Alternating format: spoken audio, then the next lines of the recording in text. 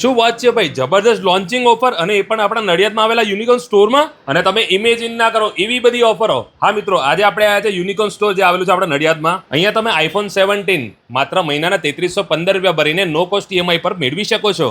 MacBook નિયોની જો વાત કરીએ તો નો કોસ્ટ ઈએમઆઈ માત્ર 2796 રૂપિયા મહિનેથી શરૂ થઈ જાય છે. અરે ભાઈ, અહીંયા ગિફ્ટો પણ જોરદાર મળે છે.